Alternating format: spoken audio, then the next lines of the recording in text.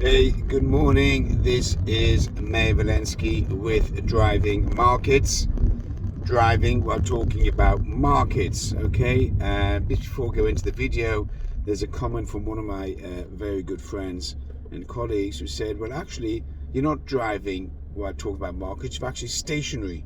Yeah, that sometimes happens. Sometimes happens that I'm stationary talking about markets, but the general idea is that I'm driving talking about markets, but sometimes the car gets a bit bumpy, so therefore the video is a bit bumpy and it's not really conducive, or it's not really effective to the viewers when they're just seeing me bouncing along in the car. So sometimes I do stop the car and I do talk about markets, still call it driving markets. So I'm sorry that, Phil, you're so pedantic, but it happens. Anyhow, remember, this is a media broadcast. It's purely an opinion only. So therefore, it's not financial advice, it's not investment advice. You can see I'm driving along at the moment, which is good. And any money that you make or lose, it's on your account. You benefit, or unfortunately, if you lose, you lose. Okay, it's only an opinion. I'm not some sort of prophet that can see into the future, and therefore the markets move around. People start saying to me, "You got it wrong." Okay, so let's actually focus on that point. Anything I do say is just a general, overall, macro opinion. Sometimes a bit of a micro opinion as well. And yeah, I do get it wrong. Otherwise, if I got it right every time, I'd be a multi-billionaire. Even Warren Buffett, probably the number one investor in the world, gets it wrong. Okay, so I do appreciate the feedback, but sometimes some of the feedback is you got it wrong, and I raise my hand, yeah, I got it wrong. So on a day trading basis, it's very hard to get it right. But I usually try to give a comment over a swing basis over several days or several weeks, not necessarily per day.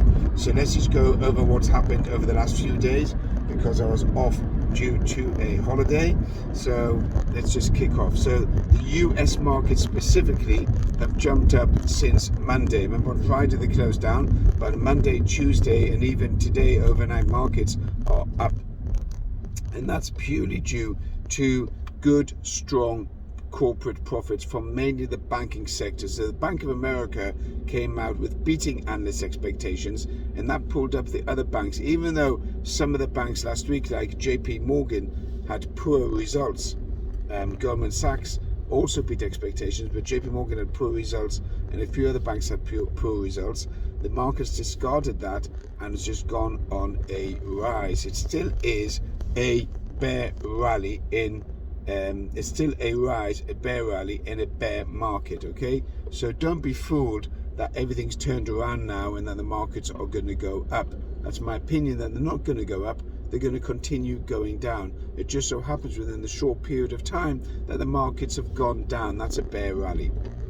Looking at some of the absolute fundamentals, well, look at 10-year US Treasuries. 10-year US Treasuries are running at 4.02%. They've dropped just below 4%. That is huge. That's a huge yield. And that is a pure indicator that interest rates are going to continue going up. Interest rate in the US on the mortgages is running at more than 7%. So the mortgage market and the property market is taking a battering. So when I'm looking at the macro picture, where the actual economy is, for me to look at one bank or a few banks and say, wow, they're beating corporate profits and therefore the markets have jumped up, it's all over, it's not enough. There's not enough economic news out there, not enough corporate earnings out there that are going to change my mind. And remember, when it comes to corporate earnings, the analysts are lowering their expectations on the corporate earnings side, and therefore there's more chance that the corporates, the companies, will beat expectations because the analysts are lowering their expectations of that particular company that's going to come out with its results. Going back to the bonds, there's an inversion between the 10-year and the 2-year. Remember, I've said to you from the beginning of 2022 that this inversion is a lead indicator to a recession, and the 2-year US Treasury is running at 4.52%, which is well above the 10-year, and that is a clear indicator to recession. I've said it over and over again, it can't be ignored. So what is stopping us going into full recession is employment. What you have in the West, in the US, Canada, Australia, Europe and UK, you have full employment. And as long as you've got full employment, then it's unlikely that we're going to go into a complete recession, because obviously the purchasing power of the consumer is still there. However, it will lead to higher inflation, because the consumer will continue purchasing goods at the top end, or at any end, but at the top end. They may make some cutbacks, but they're going to continue purchasing. And when there's full employment, it's very unusual they go into a full-blown recession. There are clear indicators of recession. Businesses are suffering for sure. There's a lot of businesses that are cutting back and laying off staff. But until employment falls or goes, or unemployment rises, then what's going to happen is that there's going to be an avoidance of recession based on those numbers. Very, very unlikely. We've got on the foreign exchange markets, I've got to talk about the pound. Okay, so the UK is in a very, very tricky position. Liz Truss has done a horrendous job since being Prime Minister. She really does not know what she's doing. I personally wanted Rishi Sunak, but Liz Truss is the Prime Minister, and she's made one cock up after another. She's obviously sacked as Chancellor of the Exchequer last week, and she's got Jeremy Hunt in, who's clearly stated that he's going to roll back all of the giveaways that the governments have been pledging over the last few months and over the last year.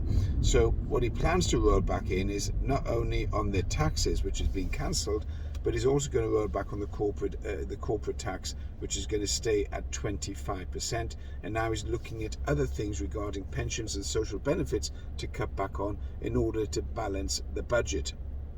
The other one that came out yesterday, what he's going to roll back on the energy support bill, which Liz Truss brought in on her first few days in premiership, that she's going to cap the energy bills at £2,500 a year. Well, that's likely not going to happen now, and energy bills are going to soar to around about the £4,000 a year or more. And that's going to save the Treasury around about £40 billion in money. At the moment, they've got a shortfall of 80 billion. There was a little bit of confusion yesterday with Andrew Bailey, but what would you expect from him when they said that they're going to stop the bond purchasing exercise on Friday, and then somehow came out and noticed that they're not going to stop the bond purchasing exercise on Friday. At the moment, the yield on the 30-year gilt, which is the UK bond, is running around about the 4.74%, which is a declaration of lack of faith and lack of trust and confidence within the UK. That yield is going up. So Jeremy Hunt probably is going to make some significant cuts. Is going to look to balance the books, and that will put further confidence in the pound and in the UK gilts. Now, if he doesn't do that, or the steps taken are going to be deemed as too weak, then the pound will continue falling. But they need to get the pound up there, which is far too weak, and they need to get treasury yields down, and that will only come from a boost of confidence from financial markets and analysts saying, yeah, there's a vote of confidence within the UK. So expect dollar strength going forward. At the moment, there's been slight weakness because as equity markets rise, then the dollar does come off a lot, because the dollar is seen as a safe haven and a risk-off currency. But because the equity markets are going up, then you're going to see slight dollar weakness in the next day or two. But overall, on a longer-term basis, you're going to see dollar strength, and you're going to see other majors come off, like the Swiss franc, euro, yen is going to continue falling, and potentially the pound, unless Jeremy Hunt sorts that out. Regarding oil's come off slightly due to, believe it or not, fears of recession. But I still think oil will creep up because OPEC will continue cutting production in the near term, that's for sure. As regards cryptos, Bitcoin struggling, and Bitcoin looks like a sell at around about the 19,200 level, all the way down to 15,000. This is Mayor Valensky with Driving Markets, talking about markets while driving. Have a good day. Subscribe, comment, and speak to you soon. All the best.